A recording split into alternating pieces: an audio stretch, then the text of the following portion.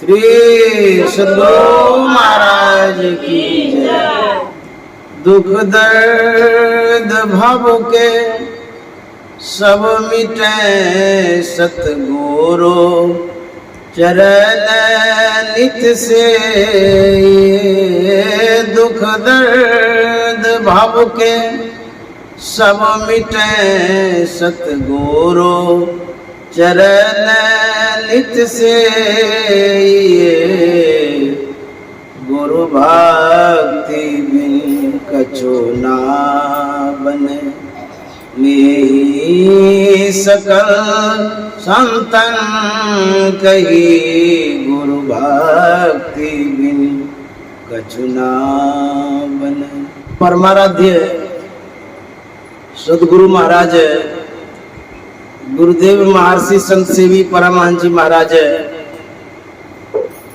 रानीगंज पश्चिम बंगाल के इस रामकृष्ण मोहल्ला के सत्संग प्रेमी महानुभावों, माता एवं बहनों, यह जो अवसर मिला है, जो समय मिला है, जो सत्संग में हम लोग सम्मिलित हुए हैं, ये परमात्मा की असीम अनुकंपा है, सद्गुरु की विशेष कृपा है।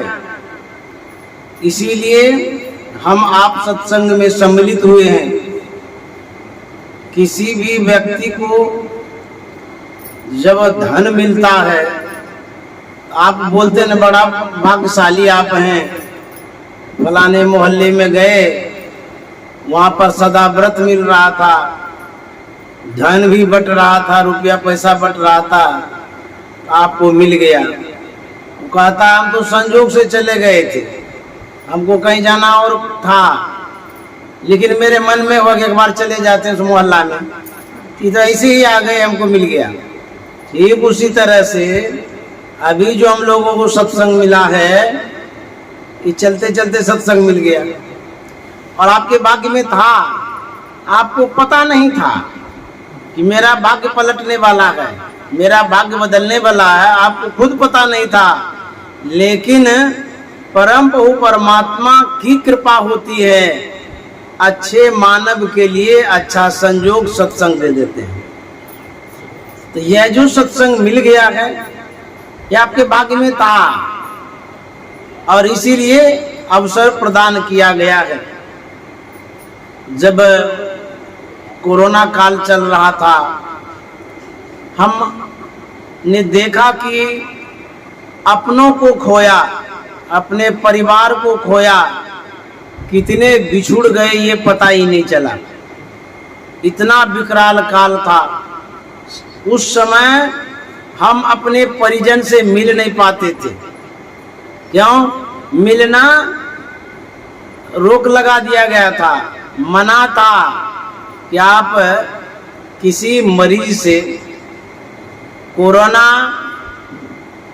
के पेशेंट से मिल नहीं सकते हैं, क्योंकि उनकी आभाएं जो होती है, जो सांसें चलती रहती है, उसमें कीटाणु उड़ते रहता है, आप भी प्रभावित हो जाएंगे।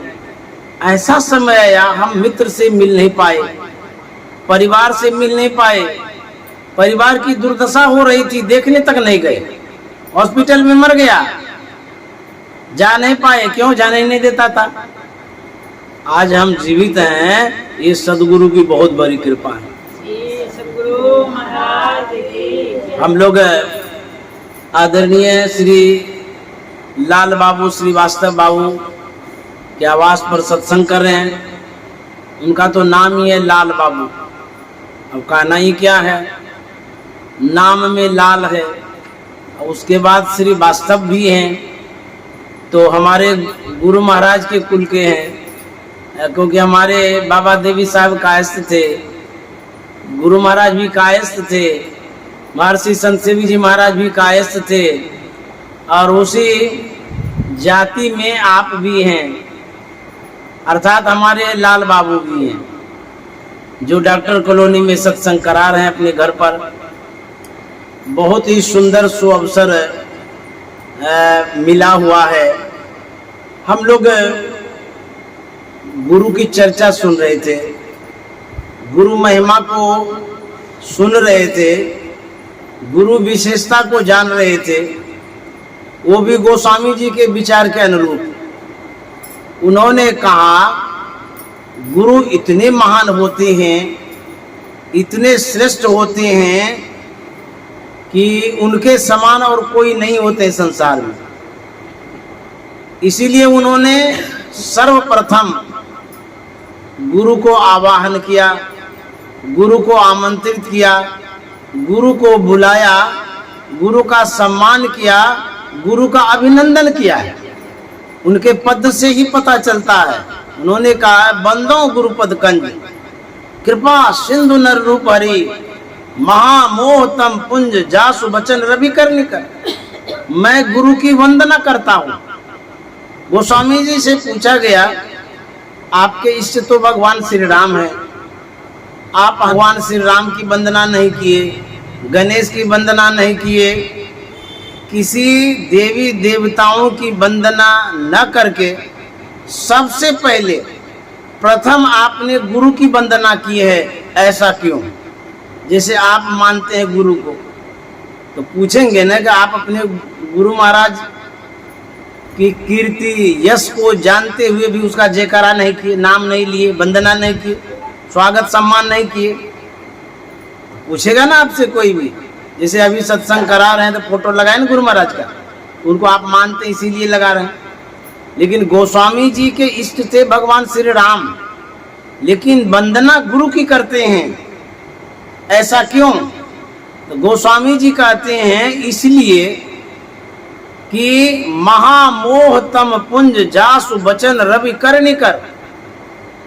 वो जो गुरु होते हैं अज्ञान अंधकार को दूर करने वाले होते हैं। जैसे सूर्य जब उदय हो जाता है अंधकार भाग जाता है, प्रकाश ही प्रकाश होता है।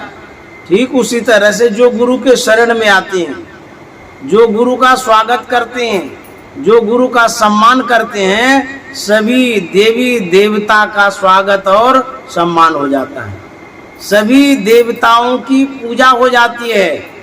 इसलिए गोस्वामी जी ने कहा नर रूप में वो हरि होते हैं। गुरु जो होते हैं वो नर रूप में होते हैं, लेकिन वो हरि होते हैं। संत भगवंत अंतर निरंतर नहीं, किमपि विमल का दास तुलसी। जो भगवान हैं वही संत हैं, जो संत हैं वही भगवान है, ऐसा गोस्वामी तुलसीदास जी महाराज कहते हैं। तो संत और भगवंत में अंतर नहीं है। तो कहते हैं यदि नर रूप में हरि है वो गुरु का रूप है, यदि नर रूप में गुरु है वो हरि का रूप है। इसीलिए गुरु और भगवान में कोई अंतर नहीं है। तो गोस्वामी जी कहते हैं कि भगवान से भी बढ़कर के गुरु हैं, इसीलिए मैं पहले उनकी वंदना करता हूँ। किसी भी व्यक्ति से आप प्रभावित हैं, प्रसन्न हैं, तो पहले उसका स्वागत करिएगा ना, उसको मानिएगा ना। उसी तरह से गोस्वामी जी कहते हैं मैं मानता हूँ भगवान श्री राम को, वो हमारे इष्ट हैं, लेकिन उनसे भी बढ़कर के गुरु हैं। इसलिए क्योंकि गुरु यदि ज्ञान न दे तो उस भगवान श्री राम की प्राप्ति नहीं होगी, उनकी पहचान नहीं होगी। इसीलिए गुरु ज्ञान देते हैं, गुरु हमें एक रास्ता बताते हैं, गुरु परमात्मा तक जाने का एक भेद बतलाते हैं। इसलिए कबीर साहब ने कहा है कि हमारे सामने में यदि भगवान भी हों, गुरु भी हों, तो किनको मैं वंदन करूं? गुरु गोविंद दो खरे काको लागो पाए। मैं किनकी वंदना करूं, किसको प्रणाम करूं, किसको पहले मानूं? तो कंफ्यूज हो जाते हैं, संशय हो जाते हैं, भ्रम हो जाता है कि भगवान है और गुरु भी हैं, तो मैं किसकी पूजा करूं, किसका स्वागत करूं, किसको मानूं? तो कबीर साहब कहते हैं बलिहारी गुरु आपकी, कहते हे गुरुदेव आपकी बलिहारी है, विशेषता, आपका महत्व है। क्यों? गोविंद दियो बताए, इसलिए आपकी बलिहारी है। आपने गोविंद को पहचान कराया है, बताया है, ये भगवान हैं। यदि बताने वाले न हो तो आप भगवान को पहचान भी नहीं सकते हैं। तो कहते हैं इसीलिए गुरु की बलिहारी है, विशेषता है। मान लिया जाए आपका बच्चा है, बच्चा को यदि आप कहीं और जगह रखते हैं, आप कहीं और रहते हैं, तो बच्चे को माँ बाप की पहचान नहीं हो पाती है। तब कोई ना कोई बोलते हैं, कहते हैं कि यही आपकी माँ है, यही आपके पिता हैं। जो बता रहे हैं कि ये आपकी माँ है, ये पिता हैं, तो पहचान करा रहे हैं। तो जो पहचान कराते हैं वही गुरु होते हैं। तो कहते हैं परम प्रभु परमात्मा की अहेतु की कृपा है, बड़ा अनुग्रह है। उन्हीं का तो सब कुछ है इस संसार में। परमात्मा ने ही तो सब कुछ दिया है। लेकिन जिस परमात्मा को आप पाना चाहते हैं, अपने से पहचान नहीं कर पाते, तब गुरु बतलाते हैं। तो गुरु के शरण में जाएंगे, तब वो परमात्मा की पहचान कराएंगे। एक गुरु भक्ति हुई है सहजो बाई, वो कहती है राम तजो पे गुरु न विसारो, गुरु के सम हरि कौन निहारो। सहजो बाई कहती है राम को मैं छोड़ सकती हूँ, लेकिन गुरु को नहीं छोड़ सकती हूँ। तो सहजो बाई से कहा गया कि आप ऐसा क्यों करते हैं कि राम को छोड़ सकते हैं, गुरु को नहीं छोड़ सकते हैं? आखिर गुरु में क्या विशेषता है जो आप गुरु को पकड़े रहेंगे, राम को छोड़ देंगे? सहजो बाई जवाब देती है हरि ने जन्म दियो जग माही, गुरु ने आवा गमन छुटाई। इसीलिए राम तजो पे गुरु न विसारो, गुरु के सम हरि कौन निहारो। सहजो बाई कहती है भगवान ने हमको जन्म दिया है। जन्म जो दिया, जिस किसी को भी जन्म दिया, वो इस संसार में आकर के भटक गए, अटक गए, संसार में लटक गए, आवागमन में पड़ गए, ऐसा ऐसा कर्म कर गए जो नरक में जाना पड़ा। देखिए मानव कैसा कर्म करता है, गला घोट देता है, मारपीट करता है, खून खराबा करता है, अपकर्म अन्याय अनर्थ करता है। परमात्मा ने जन्म दिया, ये तो बड़ी कृपा है, लेकिन ज्ञान तो नहीं दिया, समझदारी नहीं दिया, कुछ सिखाया नहीं परमात्मा। तो परमात्मा का ही विग्रह रूप, विशेष रूप गुरु का होता है। वो गुरु आकर के ज्ञान देते हैं। जैसे मान लिया जाए अभी हम आपके बीच में कुछ समझा रहे हैं, सिखा रहे हैं, परमात्मा की कृपा है जो हम आपके बीच बोल रहे हैं, उनकी विशेषता है जो मैं कुछ बोल पा रहा हूँ। लेकिन परमात्मा अपने रूप में आकर के आपके सामने न कुछ बोल रहे हैं न बोलेंगे, तब बोलवाएंगे वो अपने सेवकों के द्वारा, जो प्रचारक हैं उनके द्वारा, जो धर्म की बातों को जानते हैं उनके द्वारा आपको शिक्षा ज्ञान देते हैं। तो गुरु क्या करते हैं? वो ज्ञान देते हैं, परमात्मा ज्ञान नहीं देते। परमात्मा संसाधन देते हैं, व्यवस्था देते हैं, मनुष्य का शरीर देते हैं, संसार बना देते हैं। लेकिन जो बुद्धि है, विवेक है, ज्ञान है, समझदारी और सीख है, वो सदगुरु देते हैं। इसीलिए कहते हैं सदगुरु से बढ़कर के कोई नहीं है। परमात्मा से बढ़कर के गुरु होता है, क्योंकि गुरु आप तक आता है समझाने के लिए, सिखाने के लिए। लेकिन गुरु को मानुष जानते तेनर कहिए अंध। कबीर साहब कहते हैं यदि गुरु को मनुष्य रूप में मानते हो तो तुम अंधे हो, गुरु को पहचान नहीं रहे हो। तो गुरु को पहचानना बहुत जरूरी है। तो गुरु कैसे होते हैं? गुरु महाराज ने उत्तर दिया है, गुरु ज्ञान सूर्य रूप, उनकी ज्योति अनूप, उनके नासय तमकूप बजो साध गुरु। गुरु कैसे होते हैं? ज्ञान स्वरूप होते हैं। गुरु सिर्फ वेश विशेष को नहीं कहते, इन्हीं के कपड़ा लड़का पहन लिए तो गुरु हो गए, लंबी लंबी दाढ़ी हो गई तो गुरु हो गए, बड़ा बड़ा बाल रख लिए तो गुरु हो गए। ये गुरु की पहचान नहीं है। तब तो गुरु की पहचान क्या है? वो गुरु महाराज के ही अनुभवों में, गुरु महाराज के पद्यों में हम जान सकते हैं। तो मोटा मोटी जो पहचान है गुरु की, वो गुरु महाराज बतला रहे हैं। क्या? सच्चे सदगुरु जो होते हैं उसकी पहचान बतला रहे हैं। मुक्ति मार्ग जानते, साधन करते नित्य। जो सच्चे सदगुरु होते हैं वो मुक्ति का रास्ता, मोक्ष का रास्ता, परमात्मा तक पहुंचने की बात वो जानते हैं। और क्या पहचान है? कहते हैं साधन करते नित्य। साधन का मतलब होता ध्यान, अभ्यास, अंतर का अभ्यास, अंतर का ध्यान, अंतर का अभ्यास जो करता है, परमात्मा प्राप्ति का जो सही युक्ति पा करके ध्यान करता है। कहते हैं मुक्ति मार्ग जानते, साधन करते नित्य। रोज वो ध्यान करते, ये गुरु की पहचान है।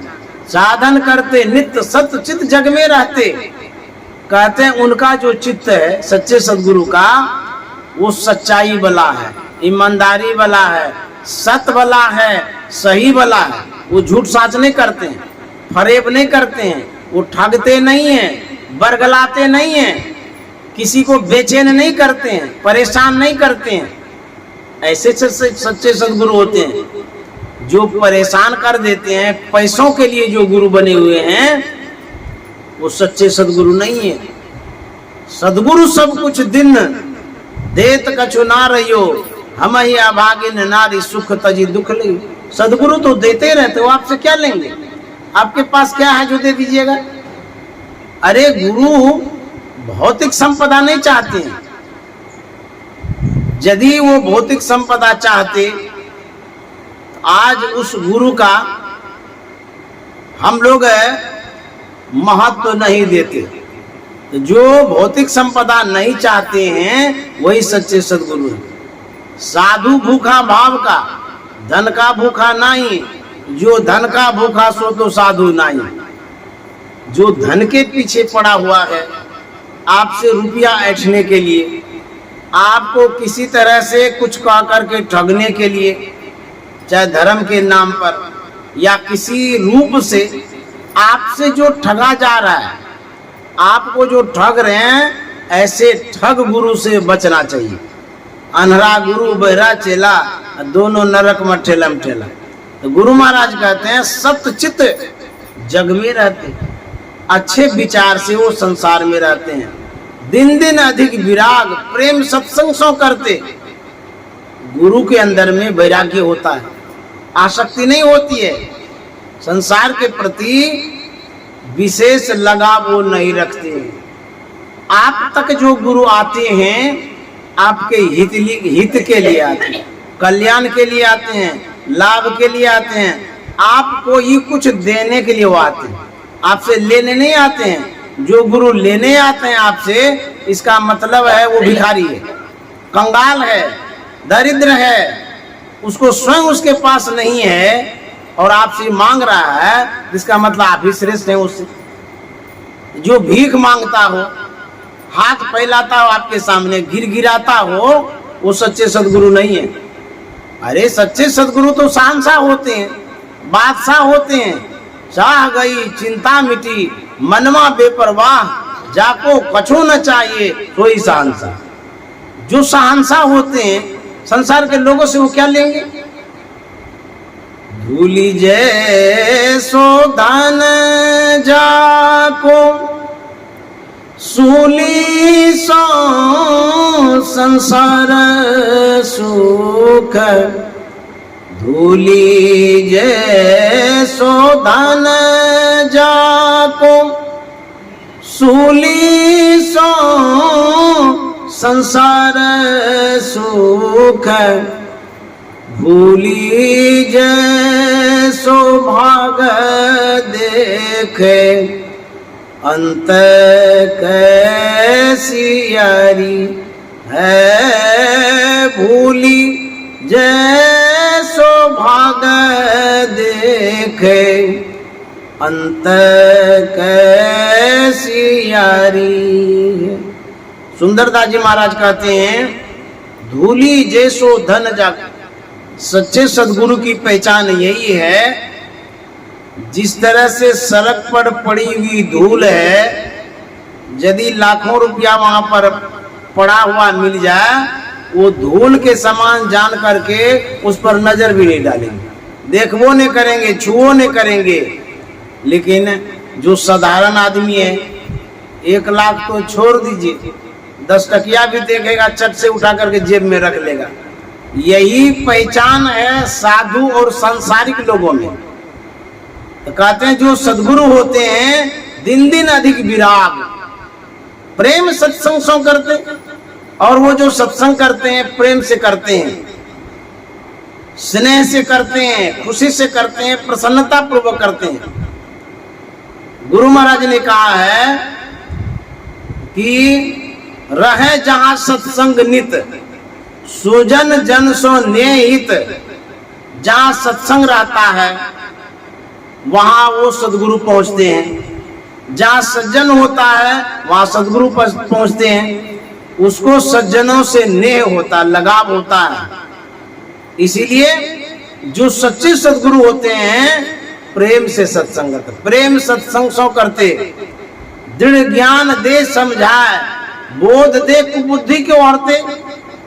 जो सच्चे सदगुरु होते हैं मजबूत ज्ञान देते हैं, सच्चा ज्ञान देते हैं, सही ज्ञान देते हैं। बोध दे कुबुद्धि को औरते। आपके अंदर में जो अज्ञानता है, जो संशय है, उसका समन सदगुरु करते हैं। इसीलिए गोस्वामी जी ने कहा है बंदों प्रथम महीसुर चरना, मोह जनित संशय सब हरना। मैं वंदन करता हूँ, नमन करता हूँ, प्रणाम करता हूँ, अभिनंदन करता हूँ। किनका? महीसुर का। महीसुर का मतलब था मही मन पृथ्वी, सुर मन देवता। पृथ्वी पर के देवता को मैं नमन करता हूँ, वंदन करता हूँ, प्रणाम करता हूँ। तो गोस्वामी जी पृथ्वी पर के देवता के विषय में स्पष्ट करते हुए कहते हैं पृथ्वी पर के देवता ब्राह्मण हैं, उसमें लिखा हुआ है। लेकिन गोस्वामी जी पुनः कहते हैं कैसा ब्राह्मण? कौन ब्राह्मण? कहते हैं जो ब्राह्मण अपने अंदर में ज्ञान रखता हो, कहते हैं अज्ञानता का जो हरण करता हो, वैसे जो पृथ्वी पर के देवता ब्राह्मण हैं उसे मैं नमन करता हूँ। और वैसे जो देवता हैं वो गुरु होते हैं, वही गुरु के रूप में आते हैं। तो कहते हैं समन करते हैं, समाप्तिकरण करते हैं, हमारे अंदर के अज्ञानता को, भूल भरम को वो दूर करते हैं। ऐसे सच्चे सदगुरु होते हैं। संशय दूर बहा, बहुत दूर बहा देते हैं। संत मत स्थिर करते, जो संत मत का ज्ञान है। संत मत कहने का मतलब जो संतों का मत है। संत किसी वेश विशेष धारी को नहीं कहते, बल्कि जिनके अंदर में यह गुण है। कैसा? भिद्यते हृदय ग्रंथि छिद्यन्ते सर्व संशया क्षीयन्ते चासि कर्माणि तस्मिन् दृष्टे परावरे। जिनके अंदर में अज्ञानता नहीं है, अंधकार नहीं है, अबोधता नहीं है, जिनके अंदर में कोई आवरण नहीं है, सभी आवरणों से जो दूर हो गए हैं, ऐसे सच्चे संत होते हैं, सदगुरु होते हैं। गोस्वामी जी ने एक जगह कहा है ज्ञान कहे अज्ञान बिनु, तम बिनु कहे प्रकाश, निर्गुण कहे जो सगुन बिनु सो गुरु तुलसीदास। जो ज्ञान की बात करता हो अज्ञानता से ऊपर उठ करके, ज्ञान कहे अज्ञान बिनु, तम बिनु कहे प्रकाश, जो प्रकाश की बात करता हो अंधकार से ऊपर उठ करके। निर्गुण कहे जो सगुन बिना, जो निर्गुण की बात करता हो सगुन से ऊपर उठ करके, कहता है सो गुरु तुलसीदास। ऐसे जो गुरु होते हैं, ऐसे गुरु को मैं वंदन करता हूं, प्रणाम करता हूं। इसीलिए गोस्वामी जी कहते हैं बंदो गुरुपद कंद। और गुरु महाराज कहता संशय दूर बहाय संत मत स्थिर करते, नेही ये गुण धर जोई, गुरु सोई सच्चित मुक्ति मार्ग जानते साधन करते नहीं। गुरु महाराज कह रहे हैं कि जो गुण बतलाया गया अभी, वह जो व्यक्ति धारण करता हो वही गुरु है।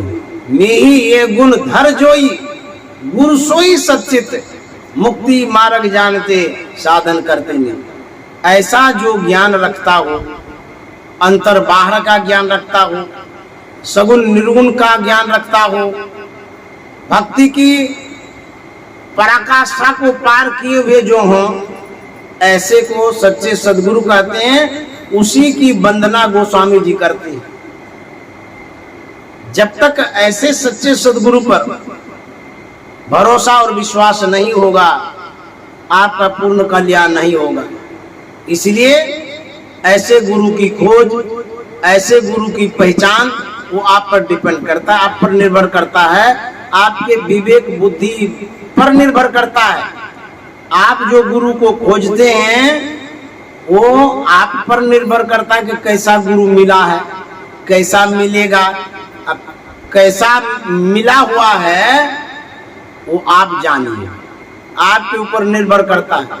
यदि आप गुरु खोजना चाहते हैं, गुरु पाना चाहते हैं, सच्चे सदगुरु की खोज है आपके अंदर में, गुरु करना चाहते हैं, तो कहते हैं आपको सत्संग करना होगा। जब आप सत्संग करेंगे, सत्संग से पता चलेगा कि सच्चे सदगुरु कैसे होते हैं।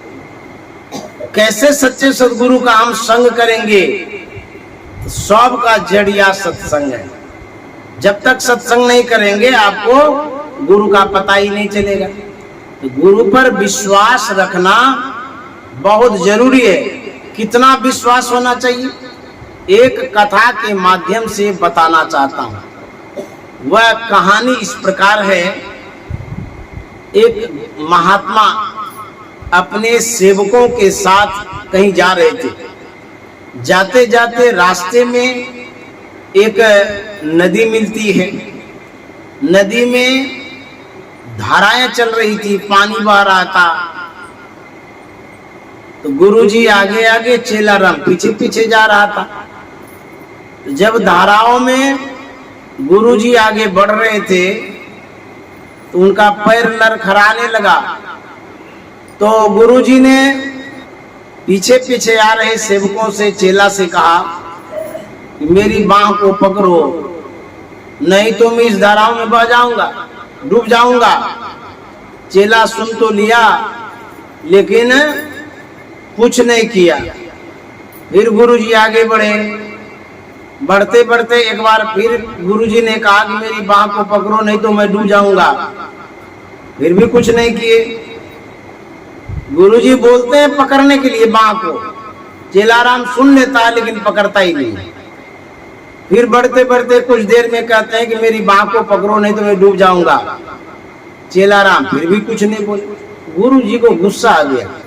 मैं कहता हूं बांह को पकड़ो नहीं तो डूब जाऊंगा, ये चुपचाप रहता है, बोलता भी नहीं है, जैसा मैं कहता हूं करता भी नहीं है, बड़ा बेवकूफ है। गुस्सा में आकर के चेला का बांह पकड़ लिया, घिसते घिसते सूखे जमीन में जाके पटक दिया और कहता है कि बेवकूफ कहेगा, तुमको हम बोलते हैं बांह को पकड़ो तो तू बोलता भी नहीं है, अब पकड़ता भी नहीं, तुमको क्या हो गया, काहे नहीं बोलता है जी, क्यों नहीं पकड़ा, यदि डूब जाता तो। चेलाराम बोलता है कि गुरुदेव ये तो छोटी मोटी नदियां हैं, आप तो संसार के लोगों को भवसागर से पार करते हैं, तो मुझे विश्वास है आप पर, भरोसा है आप पर कि न आप डूबेंगे न डूबने देंगे, इसीलिए मैंने आपका बाण नहीं पकड़ा। सद्गुरु महाराज की जय। विश्वास होना चाहिए। सदगुरु करुण कर तर ठहर, धर में ही जावे पार में। सदगुरु पर विश्वास रखेंगे तो भवसागर से पार होंगे, अन्यथा पार होना बड़ा मुश्किल है। विश्वास से फलदायकम, विश्वास रखिएगा सच्चे सदगुरु में, तब आपको फल मिलेगा। गुरु नानक साहब का जो आश्रम था, वहां पर बहुत सेवक रहा करते थे। बाबा नानक के मन में एक दिन होता है, ये जो गुरुगद्दी है इसके अधिकारी की खोज करनी चाहिए, क्योंकि मेरे बाद कौन चलाएंगे, कुशल है कि नहीं है। इन्हीं सेवकों में से चुनाव कर लेते हैं, ढूंढ लेते हैं कोई कुशल होगा सेवक, तो उसी के ऊपर जिम्मेवारी देंगे, क्योंकि गुरु गद्दी को संभालना साधारण बात नहीं है। तो गुरु नानक साहब ने सभी सेवकों से कहा कि तुम लोग चबूतरा बनाओ। उस समय मिट्टी की चबूतरा बनाते थे। आज्ञा पाकर के सबके सब बनाने लगे। बनाते बनाते जब चबूतरा पूरा हो गया, एक सेवक ने कहा कि गुरुदेव चबूतरा बन गया है, निरीक्षण कर लीजिए, देख लीजिए। तो गुरु नानक साहब गए देखने के लिए। देखते हैं ठीक ठाक बना हुआ है। परीक्षा लेने के ख्याल से कहते हैं चबूतरा ठीक नहीं बना है, फिर से बनाओ। तो सभी शिष्य चबूतरा को उजाड़ देता है, पुनः दोबारा चबूतरा बनाना प्रारंभ करता है। बनाते बनाते फिर चबूतरा बन गया। जब पूरा हो गया तो फिर बोले गुरुजी जाकर के देख लीजिए। गए देखने के लिए, कहना ठीक नहीं बनाया, उजाड़ दो। फिर उजाड़ दिए। एक बार बनाया, उसको उजरवाए। 2 बार बनाया, उसको भी उजरवाए। 3 बार बनाया, उसको भी उजरवाए। जब जब चबूतरा बन जाता था तब तब गुरु नानक साहब कहते हैं ये ठीक नहीं बना, उजाड़ दो। उजाड़ते चले गए। परीक्षा जब होती है टफ होती है, कठिनाई वाली होती है। परीक्षा का मतलब ही है, तो परीक्षा यदि सरल सुगम हो जाए, सहज हो जाए, तो सब कोई पास कर जाएंगे। जब परीक्षा शब्द आता है, वही समझ लीजिए कि ये कठिनाई का समय है, कठिनाई की घड़ी है। जब भी परीक्षा होती है तो परीक्षा मतलब दुख, कष्ट, तकलीफ। जैसे आर्मी जवान जब ट्रेनिंग करता है तब देखिए कैसी परीक्षा होती है। जो उसमें पास करता है वही जाकर के आगे विजय हासिल करता है। तो एक बार जो उजाड़ दिया, शिष्यों के मन में संशय होना शुरू हो गया। संशय कहते हैं भ्रम को, अविश्वास को। जैसे गर्म दूध में नींबू निचोड़ दीजिए, पानी और दूध का संबंध विच्छेद हो जाएगा, समाप्त हो जाएगा, कोई संबंध नहीं रहेगा, छेना बन जाएगा, पानी अलग दूध अलग। उसी तरह से गुरु और शिष्य में जब संशय होता है, गुरु और शिष्य का संबंध टूट जाता है। परिवार में ही पति पत्नी में संशय होता है तो पति पत्नी का संबंध टूट जाता है। कुटुंब समाज में जिस पर आप संशय करते हैं उससे संबंध आपका विच्छेद हो जाता है, टूट जाता है, कोई मतलब नहीं रहता। जैसे दूध और पानी अलग हो गया तो दूध बचा ही नहीं, उसी तरह से संशय जब हो गया, भ्रम जब हो गया, संबंध नहीं रहेगा। लिख लीजिए डायरी में। अभी आप हमको बुलाए हैं, विश्वास है तभी न बुलाए। जिसको संशय हो गया वो हमको क्या के लिए बुलाएंगे? तो जगह भी नहीं देंगे, बैठने भी नहीं देंगे। भ्रम जो है, संशय जो है, ये संबंध को तोड़ता है, रिलेशन को विच्छेद करता है, प्रेम के बीच में गांठ पैदा करता है। समझ गए? जब आपके बीच में गांठ हो जाए, संबंध में रुकावट हो जाता है। प्रेम को तोड़िए नहीं। कहते हैं प्रेम को जब तोड़ देते हैं तो कहते हैं वो गांठ पड़ जाती है। गांठ जब हो गया, संबंध विच्छेद हो गया। संशय जब हो गया एक सेवक के मन में, तो सोचा कि क्या ऐसे गुरु के साथ रहेंगे, चबूतरा बनवाता है तोड़वाता है, हम लोग सही बनाते हैं, हम लोग को ही परेशान करते हैं। जिसके मन में संशय हुआ वो चले गए। एक चला गया, दो चला गया, तीन चला गया, संशय होते जा रहा है, गुरु और शिष्य का संबंध टूटते जा रहा है।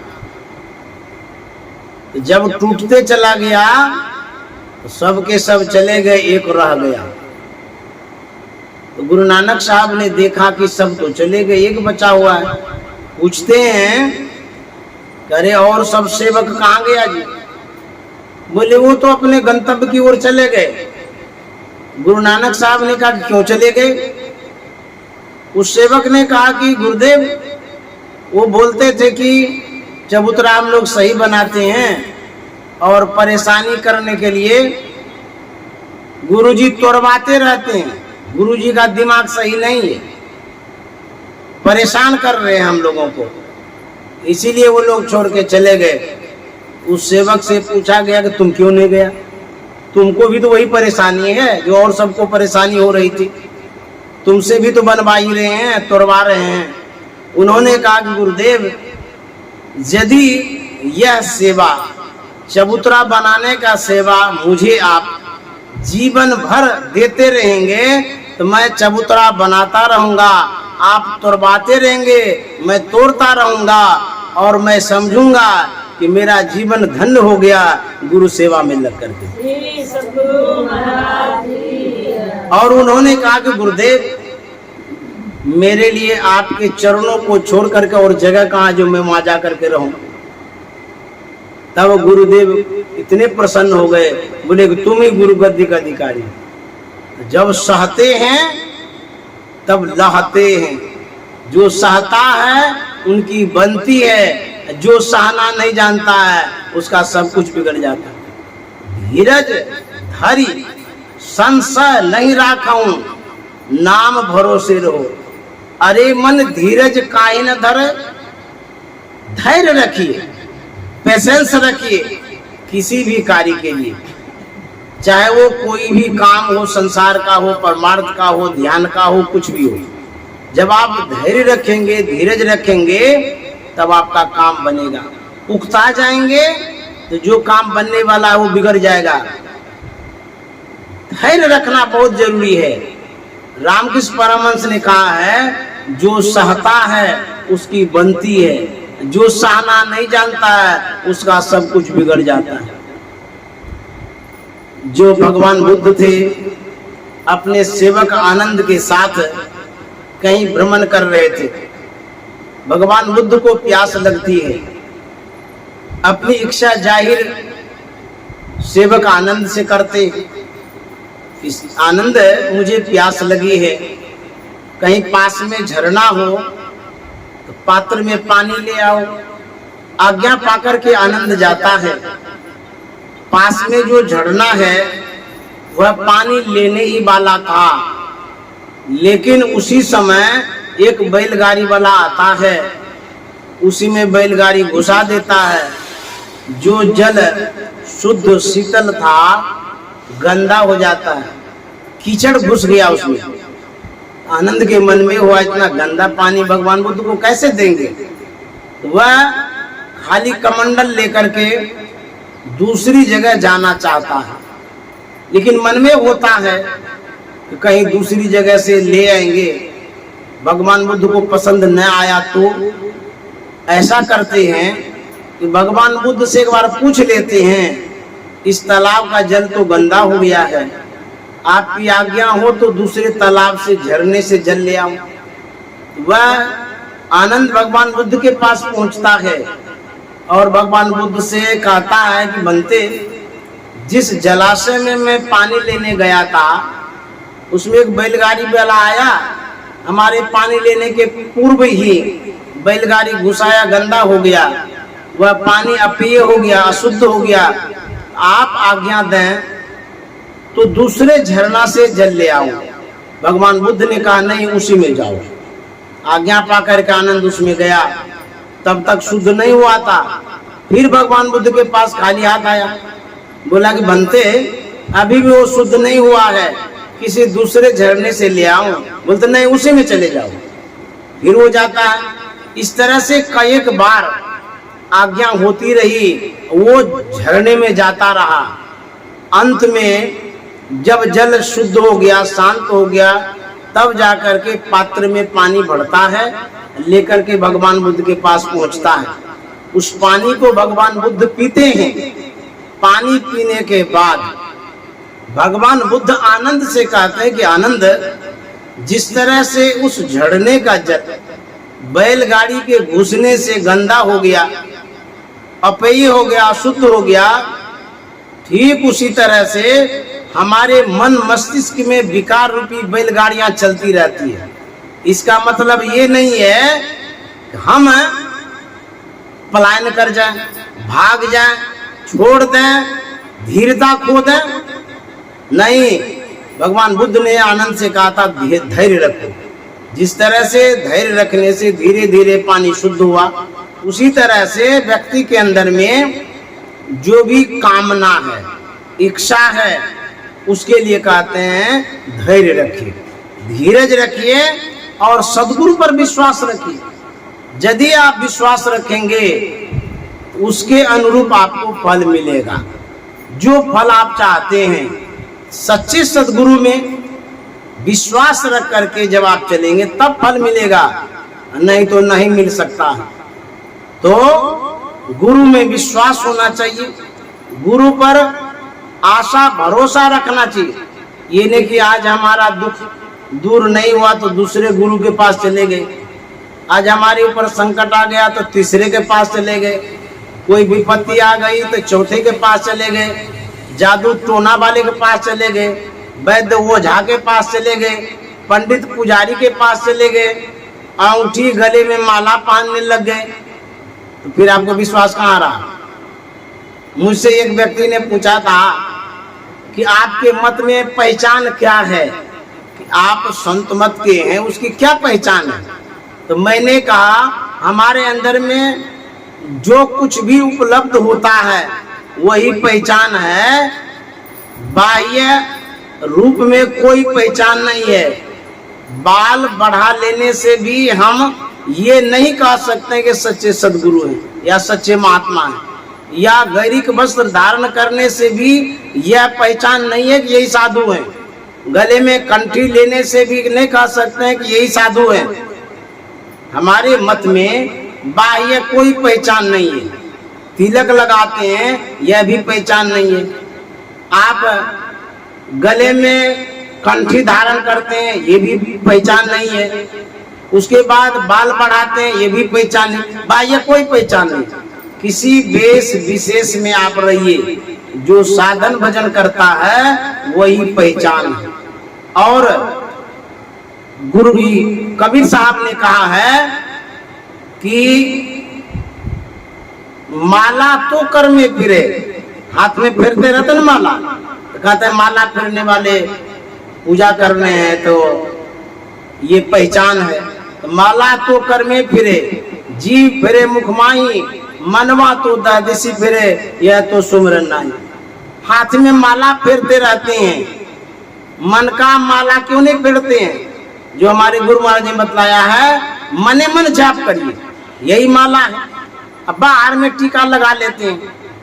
रावण भी तो साधु बन गया था, सब वेशभूषा वैसा ही था, लेकिन क्या काम किया? वो तो अपहरण कर लिया पर स्त्री का, सीता माता का अपहरण किया। तो बाह्य जो प्रतीक है, जो पहचान है, वो कोई मायने नहीं रखता है। हमारे बाबा देवी साहब थे, काला कोट पहनते थे, कितने बड़े साधक थे। अरे साधना करते करते उसके चूतर में ठेला पड़ गया था, साधना करते करते उनकी आसनी घिस गई थी। यही तो पहचान है। तो बाह्य पहचान से कोई मतलब नहीं है साधु महात्मा का। जो बाह्य पहचान रखते हैं वो आडंबर है, पाखंड है, दिखावा है। एक बार नानक साहब के पास एक व्यक्ति पहुंचा, उसने जिज्ञासा किया कि योगी की क्या पहचान है। बाबा नानक ने उत्तर दिया है, योग न खिंता, योग न दंड, योग न भस्म चढ़ाइए, योग न मुंदी मूड़ी मुड़ाइए, योग न संगी बाइये, गली जोग न हुई।